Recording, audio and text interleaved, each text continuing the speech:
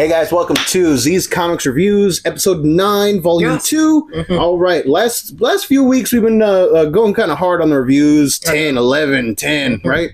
All right, so this week we took a little bit chill. All right, we're still like 8. Yeah, we're still at 8. 2. That's like 20 minutes that we didn't have to do. It's a lot of reading. That's so hard. All right, we're gonna do a behind the scenes at one point, like what goes into making these videos, and it's just gonna be us like. What do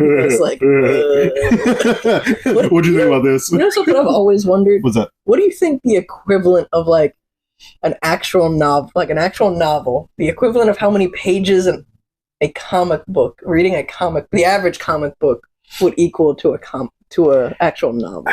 You know, it depends on how much detail you're talking about right here, because it's I bet. Great, you know, since we're nerdiness, grading off of like the length of Harry Potter books, I think some of these comics that we read today, that we're reviewing today, probably get us through maybe the first two chapters. I mean, you're also talking about describing panels. So mm-hmm. A novel can, like even Harry Potter novels, mm-hmm. can take, you know, almost half a chapter describing something that could be in maybe 2 pages worth of panels. Yes. Mm-hmm. So you really can't compare the two. Yeah. It's like comparing a book to the movie. You're not supposed to do it. You do it anyway, but you're not supposed to.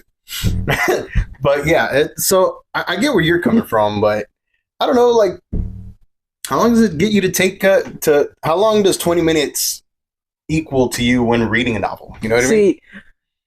Because like if you going off like the Harry Potter ones, I think it took me maybe a few minutes to read the first, like, to read like the chapters of the first one, because the first one was really like, it was big lettering and all that. Yeah, and I remember getting to the third one after reading the second one. I remember getting to the third one and I was like, what the heck? The print is so much smaller. I was like, I'm a big boy now. Okay.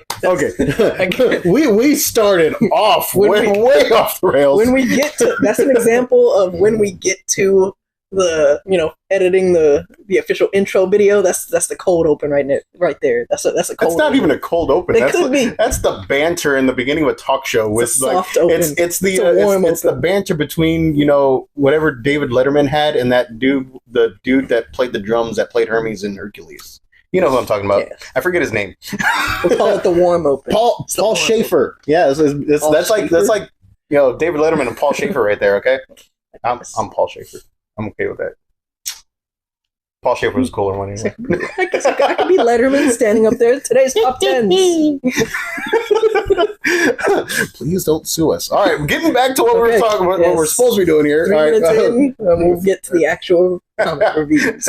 Sorry, guys, this is turning into one of those just get to the damn recipe things. Starting off, Seasons issue 2. Mm-hmm.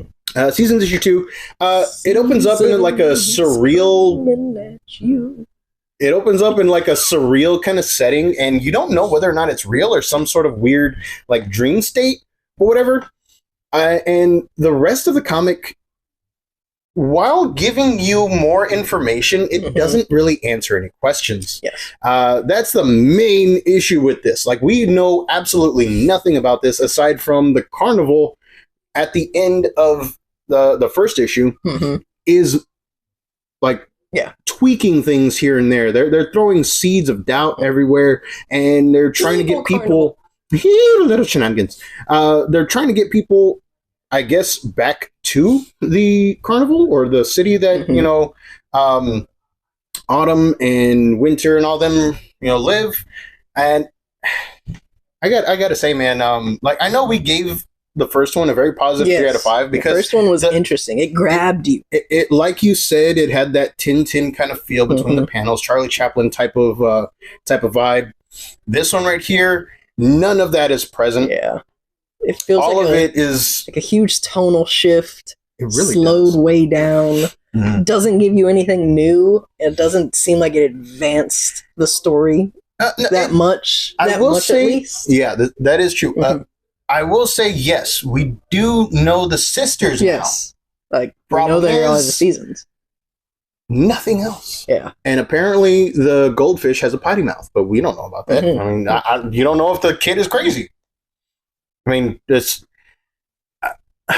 I'm bottom lining it. I give it a 2 out of 5. Yeah.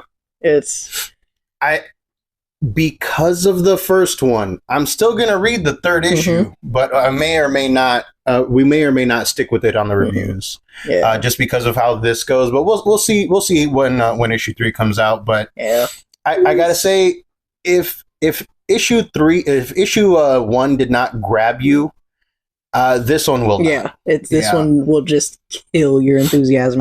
If the first one didn't grab you, if the first one didn't grab you, you're gonna be like, oh, why did I pick this up?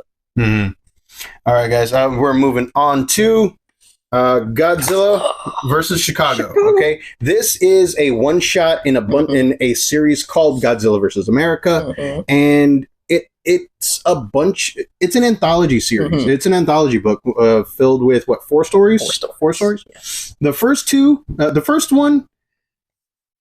The first one is so weird. This guy, he's a fan man. And in order to kind of play down one of his big screw ups, he decides to get a job at the Mecha Godzilla repair platform in Chicago, which is built to deter Godzilla. So this guy just decides, you know what? I'm gonna pilot Mecha Godzilla, and I'm commandeer. He's gonna commandeer Mecha Godzilla, and he's just gonna go on a rampage, pretty much. Kind of cut short when the real Godzilla shows up, and he's like, "Bring it, bro!" And that one's pretty good. The fight scene, it was little silly, entertaining. There is nothing serious about these comics. Okay. It is all strangely. Maybe the third one. The third one kind of hits some seriousness. But the second one to me was my favorite one because I love love. Okay, I love love. I love when Thunder loves love. Yes, exactly. All right, we take after Terry Jeffords. The second story in this issue is about a girl who just wants a chance to talk to her crush, right? And she's finally doing it. She's finally going to do it, and bam, Godzilla strikes. Exactly. All right, and being an engineering student, being an engineering student, she knows how to fix an issue that Godzilla's created. So her and her crush just get going and kind of just save an entire train full of people. Yes. And things go from there. And then after that, the stories are just very, very human centric. Yeah. And not about humans running away from Godzilla. They're just humans, and oh hey, there's Godzilla. Yeah, it really just the last two really just seemed like throwaways. The authors were the writers of those certain stories were kind of like, all right, I made my story. Oh wait, crap, I forgot. This is a Godzilla thing. I need to include Godzilla in this somehow. So he kind of just gets. I mean, the last one was kind of funny. The last one was kind of funny, but honestly, I'll probably give this a little bit more better of a 2 out of 5 than Seasons. Yeah, I gave that one a 2.5 out of 5. And yes, we're getting into the decimal points on this one. Okay, 2.5 out of 5. And I will say because I love Godzilla.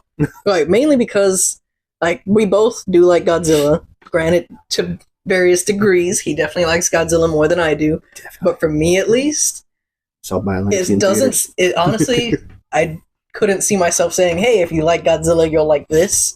No. I could honestly just be seeing someone who even likes Godzilla picking this up, and maybe the last two kind of make you feel like, should I have bought this? Right. So that's it's still the first two stories really nice. Just the last two do kind of fall off. Yeah, they really do. All right, so Godzilla versus America, the one-shot Godzilla versus Chicago, we're giving a 2.5 out of 5. Yeah. So, I'm going to be repeating these for our podcast listeners as well. So, we got new followers. That's kind of cool. I know. All right. Moving on to Red Hulk number 1, a One World Under Doom tie-in. I want to say though, just right off the gate, starters. I got a really big beef with this issue because at the start, my man really has a lot of hair going on, but yeah, we don't get bearded Red Hulk. You're right, we don't. Had a lot of hair going on at the start, but no bearded Red Hulk. Ow. Not even the mustache. Yeah, okay. Yeah, we don't get the mustache. So, Red Hulk #1 taking place during the One World Under Doom story arc right now. I'm a little confused as to where the first couple pages take place. Like, do they take place before he winds up behind, under Doom's thumb, or did Doom take him from trying to incite an international incident? See, I kind of took from like certain pages in there, I kind of took it as maybe Doom has captured him and kind of every now and then sends him out on little. Okay, that might be it, because I was a little confused on that. So I'm going to be real. This one is a little confusing as to where certain scenes are supposed to be taking place. During the present, during the past, or maybe in their mind, because they're under lock and key. Thunderbolt Ross in here, Red Hulk, he plays up the whole, he's been in isolation for X amount of time, and he doesn't know whether or not like certain things are actually happening. And then come to find out, there's other people being, basically renditioned in this Doom's think tank, as they're calling it. It kind of gave me Die Hard 4 vibes, Live Free Die Hard, where Justin Long's character was part of a bunch of different pieces for them to put this virus together for the fire sale, right? And then, like, they started getting popped off one by one. And now this is pretty much, like, to me, that's how this feels. All of the characters that are in this think tank with Thunderbolt Ross serve a purpose, serve an intellectual or strategic purpose. And when they became less than useful or more trouble than they were worth, bam, in the gulag you go. And that's what this issue is about, pretty much, just trying to stay sane, trying to get out. But like I said, I'm giving this one a 3 out of 5. Red Hulk #1. I can agree. It has its good points, and you see some characters that you don't really get a whole lot of time to see, like Machine Man. When's the last time you seen Machine Man? All right, like, a lot of them I was kind of like, okay, I don't really know who this is, but and Deathlock pops up in there, and then some of the other people that I swear I've seen them in comics before, but I don't really know them that well. So maybe this one will be a good little vehicle to get you a little bit more time with them. You never know. But basically, it's it was interesting enough. Plus, it seems like it's going to be a Prison Break style of thing. Like, heck, the next issue is even called The Great Escape. Which I mean, you love the alliteration. Not the alliteration. You love the callbacks, the Easter eggs, especially stuff. And I do like a good escape story. It's almost as good as a good heist story. That is true. Oh man, we never reviewed Godzilla Heist. We should probably do that if we're retroactively. Retro one. Yeah, we should probably do that one later. But yeah, Red Hulk #1. Definitely give it a 3 out of 5. Not bad. Not great, but I do recommend picking it up. Red Hulk #1, One World Under Doom tie-in. Not the worst Doom tie-in that. No, I think that goes to Weapon X-Men. Still giving that title to the X-Men. I'm still gonna read issue 2 because I want to see where it goes. All right, you had a Baron Strucker in there, and there has to be a reason. So I'm curious enough to read it, but I'm probably not going to review it on here. But yeah, Red Hulk #1, 3 out of 5. Moving on to... yes, that's what it's called. All right, moving on to... Helldivers #3. We've been reviewing this miniseries from issue 1. Helldivers #3 is Ghost Rider in World War II. Okay, we learned back in issue 2 that it is Zarathos. Okay, this one kind of takes a beat back, a step back from the action. Okay, you get more of the unhinged behavior of the demonazis. Yes. All right. Yes. And they don't care who provides them with the souls, with the bodies. They don't care. All right. They make no distinction. If you are a warm-blooded something, they're going to kill you and turn you. Yes. Okay. So obviously right there, it's like, okay, well, they're like even crazier. Okay. We already knew this. They were Nazis. Yes. The new, are they Howling Commandos? I'm going to call them the Howling Commandos. Okay. I mean, they say they're the Howling Commandos. Yeah, I guess so. So the Howling Commandos with the new Ghost Rider, Private Ramon, Yes. Get back to their base to try to get more men to throw at this problem, to try right? to get a certain man. All right, too. the Star Spangled Man with the plan. Yes. All right. Turns out they can't because nobody believes in magic, even though one of these soldiers is literally the Sorcerer Supreme of the time. So Junior. they gotta make do with a soldier in this this supernatural winter. You like that? You like that? That's a good time. That's a good one. That's a good one. Thank you. In case you didn't notice, yes, I'm talking about Bucky. And I'm going to talk a little bit about previous comics that kind of allude to Bucky's effectiveness in the field in World War II. Okay. And he's a 15-year-old kid. He is 15 at the time when he's, supposed to be a literal child. Not even old enough to enlist. Exactly. But here's the thing. Way back then, they were like, okay, superheroes have to have kid sidekicks. Yes. Okay, cool. Thank you, Robin. Not? Whatever. Thank you, Robin. Nowadays, they're like, wait, this was a kid in World War II. He had to have gotten his hands dirty. And in this one, in Helldivers #3 that we're reviewing right now, they really lean into the whole, like, he's a kid in World War II getting his hands dirty. And, but yeah, he's got some problems, I think. Yes. All right. He has a certain collection going on that he earned fair and square, Dum Dugan. Yes. So yeah, we're just gonna like tease a little bit on that. It's kind of funny, but it's super dark. Okay. Yeah. The little piece in there is super funny, but like I said, it's super dark. Kind of makes you be like, did I hear that correctly? Yeah. You had to reread it twice? I was just all like, well, it wasn't that I reread it. It was just kind of like, oh, wow, he's actually crying over that. And then I was all like, oh, wait, whoa, okay. It went literal. Oh, yeah. So, yeah, it's funny. It's got its good moments. It's got its funny moments. Yes. There's a certain animosity between Cap and Logan in here. Yeah. Yes, if you for the people on the podcast that don't know yet, Logan, aka Wolverine, or in the future he becomes Wolverine, pops up in this series in issue 2, and he's along for the ride. In issue 3 that we're reviewing right now, towards the end of the issue, Logan just proves that he just wants to kill Nazis, and that is okay with whatever. Yeah. Great time but for doing that. He gets eaten, man.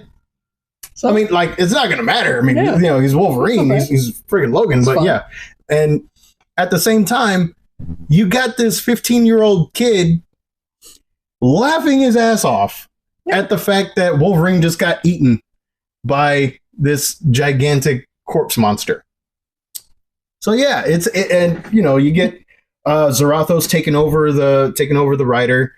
As the writer for a while, and it ends when the action is gonna start getting going. Yeah. So I'm hoping the next couple issues are just like, oh my gosh, I feel like it. Yeah, I think it'll happen, especially from like the cover that it showed, the preview cover that it showed. Oh yeah, and if you notice, the next title is not showing like an illusion. Yeah. So okay, we built the team already, and now we're gonna hit the ground running. Yes. All right. So hopefully with issue 4 it'll get even better. But Hellhunters #3, I'm giving a straight 4 out of 5. 4 out of 5, really? I gave it a 4 out of 5. We're jumping up to the 4s. I gave it a 4 out of 5. I'm sticking with 3, but only because I don't have the previous issue to build it off of. Like, I read issue 1, then I didn't read issue 2. Now I'm back on issue 3. It was good, but I don't have that like, okay, yes, it's all rolling. Okay, so you're missing a piece of the story. I'm missing a piece of the puzzle. Gotcha. So I'm sticking with a 3. Okay. But yes, it really was good. If you haven't been reading it, if you haven't been reading each issue like I have, I could see why you give it a 3 out of 5. If you have been reading it, I say it's a 4 out of 5. So a little bit of a difference in opinion, but still pretty damn good. We both recommend this one. Pick it up today. Helldivers number 3. Yes. Moving on to Absolute Wonder Woman number 5. Now I know what you're thinking. The way we normally do this is the least favorite ones to the favorite ones, right? And as you can see, we still have like 3 more to go. More and an absolute, which usually absolutes have been towards the back. Yep. Which this one still is good. This one is still great. It is a great ending. Like, this is the 5th and final issue for Absolute Wonder Woman. Still is great. For the first story arc. For the first story arc. Okay. Yes. Still is great. But the other 3 just a little something. Yeah, so, all right, let's just talk about the comic. Let's just talk about the comic. Okay. Let's dive so, Absolute Wonder Woman number 5 starts up immediately after number 4, where she sliced the tetrahedron. The Tetrana? The monster. The big Cthulhu-esque monster. Okay. She sliced it in half. Didn't kill it. Oh well. I mean, just because you got a gigantic Buster sword doesn't really mean anything, right, Cloud? So then it kind of shifts back to a backstory. This one gets very anime-esque in its delivery, not in its artwork or anything. The artwork is still pretty good, but I'm talking about its delivery. Like, she just delivered this gigantic blow to the monster. She just prevented missiles from being redirected to the city, and then she's wondering how to fight this thing. And then, bam! Flashback to her already having this immense power, this amazing power in her possession. And just like she just didn't use it. You know what I mean? So like very anime-esque. It's like where you spent all that time in straight up issue 2, right? Or straight up issue 2, or maybe it was 3. It had to be 3, yeah. It's in issue 3 trying to think of ways to defeat this thing, and you end up going with a giant keyblade. But all this time, yeah, like halfway of issue 3 and halfway of number 4. Yeah. It's like, then you went with this. Yeah, I mean, like it's like, oh yeah, I forgot. Like, this power was, and then it shows why she's reluctant to use it, but at the same time, they don't have souls. Yeah, you know what I mean? Like her argument is very moot, and she has made that argument moot earlier in the series about this monster. Like, they're basically Terminators. There's you can't reason with it. You can't do anything. Especially saying how like this monster was made out to be like the monster. Like the monster of monsters that even she was like, oh my gosh, I can't really do anything with this. At that point, you kind of just got to be like, you know what? I don't want to use this thing. I kind of have to. Yeah, and that's what the flashback in here does. It shows you that, yes, this power can be terrifying. This power can be terrible and cruel. But at the same time, she herself has said that this thing is the cruelest thing ever. It has no conscience. It has no feelings. It's just, its entire purpose is to kill. And she waits until the very last issue to use this one. So the writing in there kind of was a little bit suspect. You know what I mean? Like, okay, now she's over here worrying that she doesn't have the power. She freaking had the power already. Yeah. So yeah, that's why this one isn't, to me, isn't a 5 out of 5 or anything like that, because it went back on itself. But the execution is still fantastic. Yes. I'm not going to lie, but the way that they went about it is just like, that one was annoying. Yeah. But I still highly recommend picking up Absolute Wonder Woman number 5. It's just, to me, it's not as good as issue 1 or 2. Yeah, 1 and 2 were definitely 1 and 2 were like tops, but like this one right here, it's still a great ending. there's like a oh damn ending, and then hopefully we'll get like I want some more stories out of this one. Oh, yeah. Okay, I do want more stories out of this one, and apparently we're gonna get them because Absolute Flash is gonna be the first part of the tie-ins. Ooh, nice. Absolute Flash is going to actually lead into integrating all the absolutes together, and so Absolute Wonder Woman number 5, definitely not the last we're going to see it from. So, still a very good one. Definitely recommend picking it up. Absolute Wonder Woman number 5. Moving on to Teenage Mutant Ninja Turtles. Guns to talk about the Turtles. Guns to talk about the Turtles. Okay, Teenage Mutant Ninja Turtles number 7. All right, Teenage Mutant Ninja Turtles number 7. We have not reviewed any of the first story arc. I figured this one would be a pretty good one because this is where a new story arc takes place. Story arc. We got involved at the end of the Turtles getting their shells kicked. Okay, shell shocked. Yeah, it's no, not that last one. No, it was pretty bad, right? Mikey would not have approved of that one. He would have come up with a better one.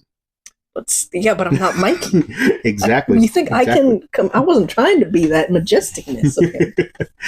So anyway, the Turtles are in the first story arc. All the Turtles are all across the world, and Splinter has died, and then something happens to where they come back to New York.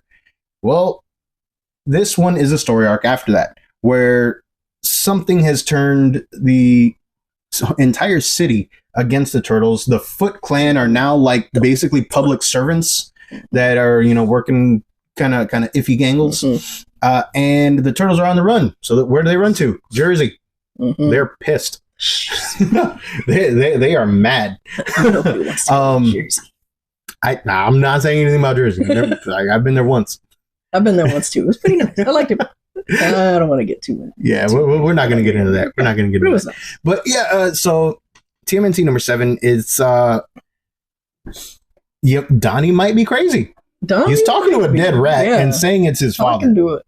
Yeah. All right, he's saying it, and by his father we mean Splinter. Okay, so what ends up happening is all the rest of the brothers, Leo, Raph, Mikey, they're just reeling from getting their asses kicked, and Donnie's over there basically talking to a dead rat and saying, no, father says to do this. Yes. We need to go and do this. And they're like, Donnie, dude, there's something wrong with you. Especially when he eats some very questionable pizza. Oh, yeah.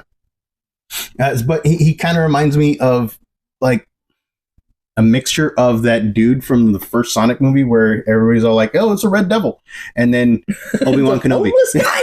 Really? Yes. He's not homeless. But in here, Donnie seems really crazy. Yeah, and then he does. You had Casey's in a coma. April is getting rounded up. Attempted to get rounded up. And then rats save her. Yes. So like you don't know what the heck is going on because towards the end, Donnie knows some things that he shouldn't know, but he says that his dad told him. Yeah.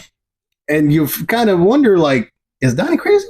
Oh, bro, is Donnie crazy? It's gonna be like Ghost Jedi spirit, Blue Jedi spirit stuff that I'm thinking. All right. I'm thinking we're gonna get that. Next thing you know, we're gonna get Yoda. He's gonna finally get to his brothers, be able to convince them, and then they're just gonna be like, "Whoa, it's Splinter!" And he's like, "I've been here all along, my children."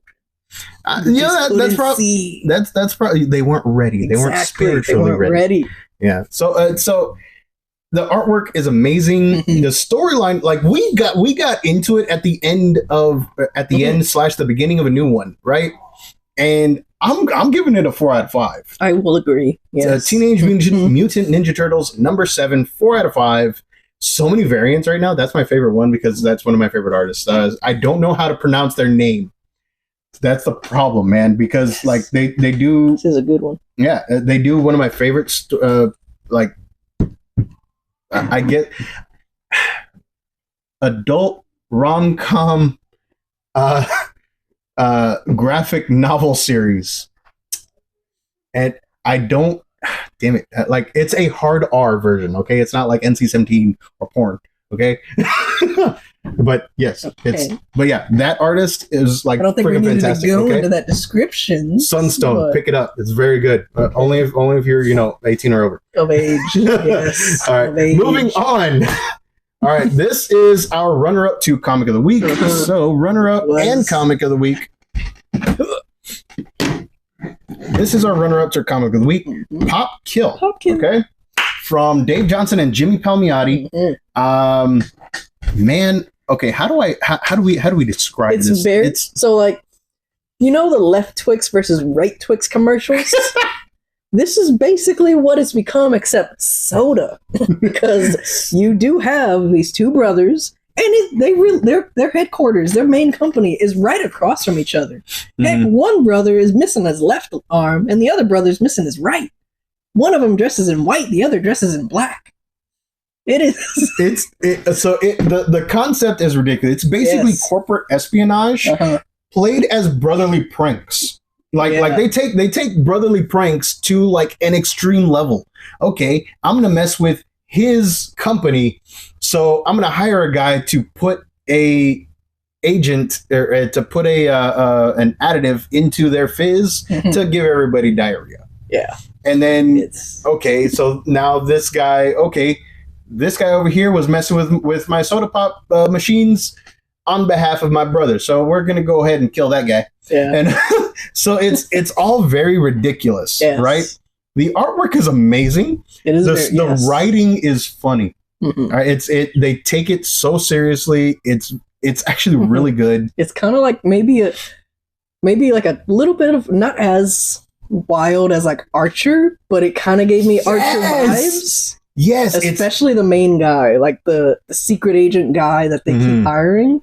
He is kind of Archer-esque. Yeah, dude, I was wondering why I felt that familiar vibe from this, man. Yes, Archer. I totally see it now. Yes. But yeah, so this one right here, it's so. Man, I don't know how to. I'm really trying not to. I'm like, spoil more of this than I should. Like, you know, honestly, what I mean? I do kind of feel like we may need to keep it at that. The whole like left Twix, right Twix, Archer-esque vibe. There's a lot of details in this, like little Easter egg type details in this that push it that little extra oomph. And I mean, it's a nice time. It's just a good one, man. Like I'm giving it a 5 out of 5. Like I can give it a 5 out of 5 like too. In my head, like when I was reading it, I was like, this is pretty damn good. It's 4 out of 5, I think. But the more I'm thinking about it, the more ridiculous the premise is. But the fact that they're able to pull off such a ridiculous premise in the first place and stage it as like a corporate espionage thing with like the brothers kind of just like messing with each other kind of thing. So the fact that they're able to balance all of it in a very cohesive manner, definitely a 5 out of 5. I highly recommend picking it up. It is not for children. It is not. It is rated M for mature from Mad Cave Studios. Pop Kill. I was gonna say we should give the little like parental or like parental guidance thing, because there is like there is a page where you do see. There's a couple pages in there that are little. Like a couple pages that are like okay, but there is definitely at least one page where it's like, oh, okay. Yeah. Nothing left to the imagination. All right. So Pop Kill, 5 out of 5. Definitely pick it up. And that's our runner up. Guess what?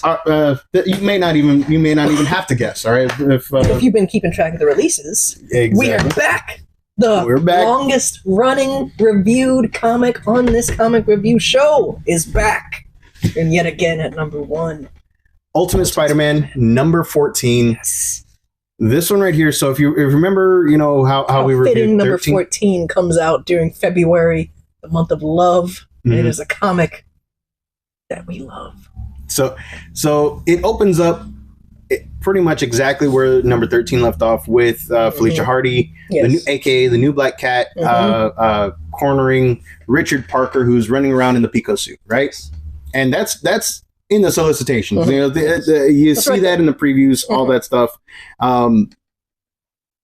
It is a really, really weird version of like this meet cute, because Felicia in this universe is about 16 and a half. 16 and a half. Mm-hmm. And Richard Parker is about 15 and a half.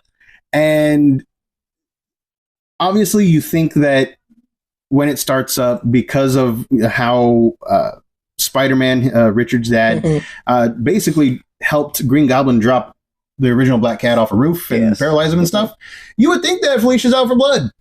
But she was. Which she wasn't really out for blood. She was just trying she was clawing. She was she had misplaced anger. She even said it says it in the comic. She has misplaced anger, all that stuff. You can have misplaced anger and still be out for blood. Yeah, I guess. Yeah. And then, Richard is over there. He's trying to talk her down and everything. The whole little story arc with them is very cute. Yes. It's nice. It's nice. You know what I mean? Nothing crazy like, Felicia and Peter from the 616 or the original Ultimate Universe where she basically threw up on him when she found out he was, a kid. Yeah. And then, that's that for them. Yeah. And then obviously, if you've been reading this comic, Ultimate Spider-Man, you know that Peter and Harry have been captured by Kraven, right?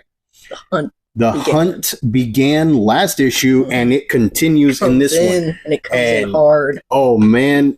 It's pushed them both to the brink, and Peter is done. Yes. He is friggin' done. You see, I always love seeing Spider-Man just be done. Yes. Like, dealing with stuff. Because in the main 616, Spider-Man can literally accidentally punch someone to death. Yes. Just by swatting them away. There's always that. Right? There's always that classic meme format where it's like, "Hey, what's more scarier, a smiling Batman or a silent Spider-Man?" And it's like, honestly, a silent Spider-Man, because we've seen quite a few stories of that, and my favorite one is when he basically threatens Kingpin in Back in Black, where he beats him in front of all of the Rikers, and he's like, "You know what? I'm not going to kill you. Yeah. I just beat you. I did something worse. I beat you in front of all of your friends. And when my aunt dies, I'm going to come back and you're going to die." And then he just leaves him there, just broken, bloody. And that right there is my favorite Dark Peter moment. And there's the Superior Spider-Man moment where Ock realizes, oh my gosh, he's been holding back. Yeah. He's hurt. He's beating the crap out of me before, and even that was holding back. Spider-Man plays around. That's why you don't end up. And in here, in Ultimate Spider-Man, the current issue number 14, we see that Peter is just starting to. He's done. All right, he's got his powers in the Savage Land, and he is using them. Yes. All right, and he's over there killing dinosaurs left and right. And I don't think he killed the dinosaurs. He wrangled them to try to ride one. Dude, he snapped their necks. I didn't see. They were riding them. Oh, yeah, eventually, yeah, but you have to prove who's dominant. I don't remember seeing one that he snapped the neck of. It was like the first couple pages. I don't remember that. Yeah, but anyway, he's just done. Kraven's there. Mole Man may or may not, be part of the Kingpin thing. Mysterio pops up. Mole Man definitely is a part of Kingpin because he did make that he did make that ascension. He was like, "Oh, I'm not." When he does a certain thing, he's like, "I'm not going against Kingpin. Heck no, I ain't going against Kingpin. Going against that guy because that guy he's pissing him off." Yeah, but yeah, so you get some cracks in the ranks, but here is the main takeaway: the Six know. They know about Peter. They know about Harry. And some stuff happens in the Savage Land, and Pete makes it home. Yes. Barely. All right? It is an epic... I think it's a kind of an epic fight, okay? It's a pretty epic fight. Yeah, you introduce new stuff. Stuff we know, but for the first time being used in this series. Yes. He discovers a new power and starts to try to utilize it as best he can. And he does, unfortunately, figure out that it does have some limitations. All right. But then again, he's only been at this for about 11 months before he got captured. Yeah. So he's still on that learning curve. And you see that maybe he should have been learning a little bit more. Maybe he should have been practicing a little bit more. To his credit, he hasn't had any superpowered beings to go up against. That is true. Mhm. That is true. It's all been like street But level yeah. people. So, but this one right here is still a great Oh, story. yes. 5 out of 5. This is our comic of the week, Ultimate Spider-Man number 14.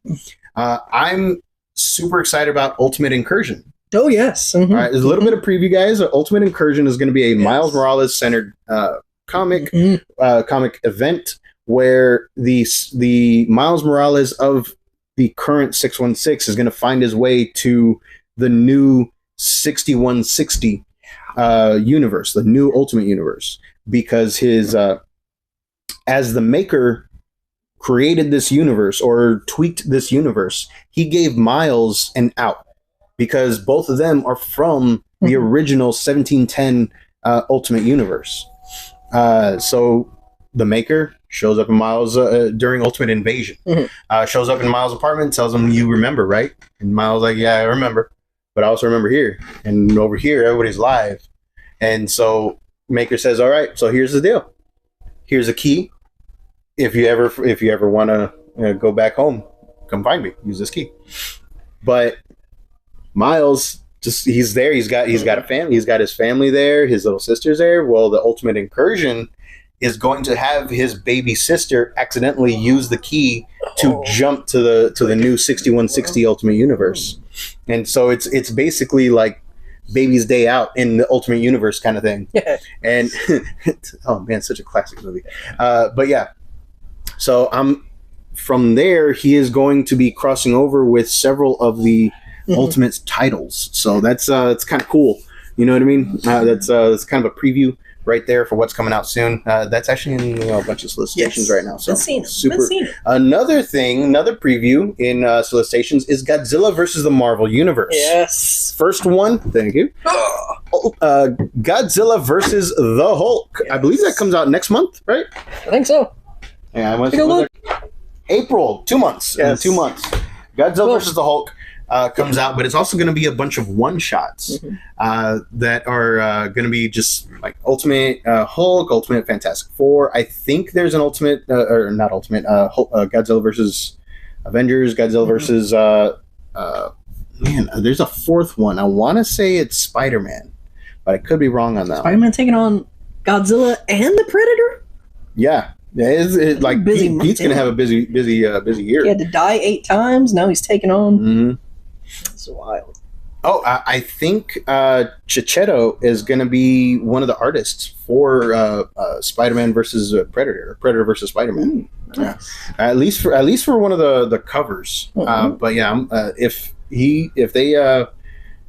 he's interior, that'll be friggin' epic. So yeah, I think that about does it for our Z's Comics Reviews episode 9. Yes. We're gonna go ahead and get going. But if you guys like the Rantings Raving 2 Madmen, go ahead and give us a like, follow, share us with your friends. And for the people on the podcast, go ahead and check out our videos and give us that support. We will see you guys next time. Later.